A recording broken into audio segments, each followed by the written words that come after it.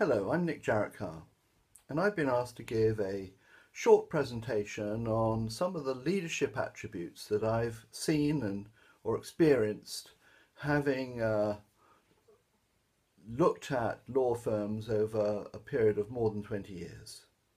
During that time, I've seen leaders come and go, some lasting only a very short time and others decades or more. And the question of leadership is a very tricky one. It's difficult to segregate from management, but I think I've spotted a number of things that I've seen in really good leaders of law firms over the last few years. There are about 50,000 leadership books published every year, so it's a big subject and one on which nobody completely agrees. There's all the debate between whether or not leaders are born or can be developed, the question of nature versus nurture, and I think in a sense it's a bit of both. The best leaders are those who do really learn and develop it on the job.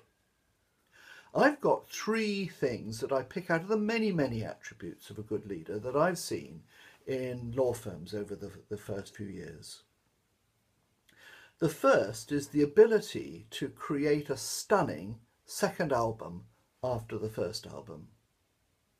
Many new leaders, new managing partners come to their job for the first time with something of a mandate.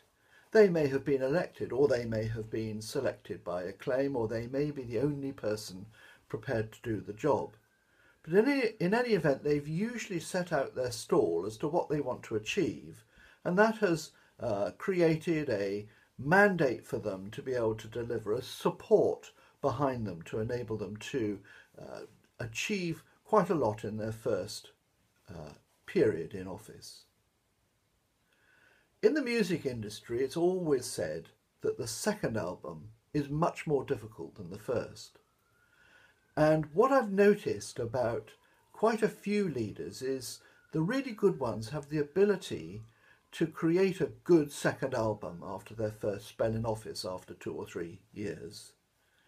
Some less good leaders tend to get stuck in the same old management tasks that they got involved with in the first period in office. But the best move forward and look for new opportunities. The second album, therefore, to me, brings about what I've seen in some leaders, which is the ability to exploit opportunities. There's no easy definition of entrepreneurship, but one definition is the identification and exploitation of previously unexploited opportunities. A leader who's been in office for a while should know his business or her business inside out. Every department, every office, every practice group, every area of skill. He or she should be familiar with the market environment in which the firm is practicing, the competitive nature of that, the pricing difficulties and so on. The ability to spot opportunities in new and emerging services or to exploit twists in existing services is one quality that I see in good leaders.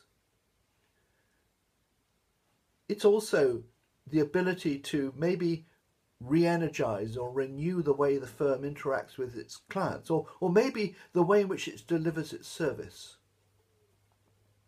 Equally entrepreneurial is the way in which the leader can help the firm to improve its processes, to capture knowledge and create systems and unique ways of doing things.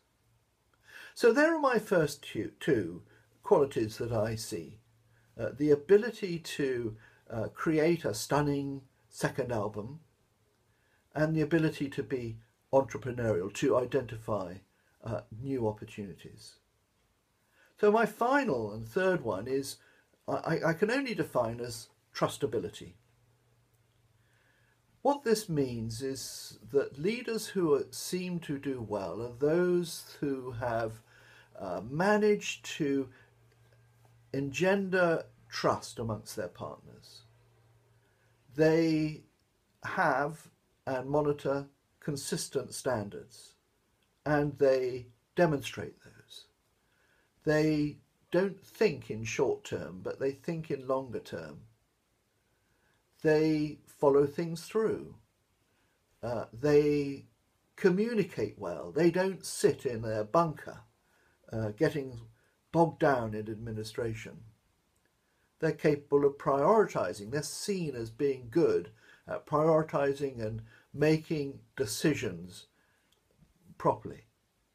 And they control themselves in terms of their behaviour and the way they go about their business. They're good examples. Finally, they show a very sympathetic, intuitive and effective approach to decision making.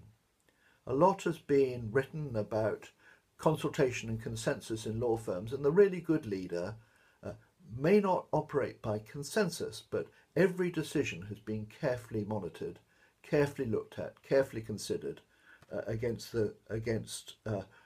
consultation that has taken place. So there you have it. There are many other features of good leaders, but those are three that I see. The ability to create a stunning new album, the ability to be entrepreneurial, and the ability to persuade your partners that you're to be trusted with the job. Thanks very much.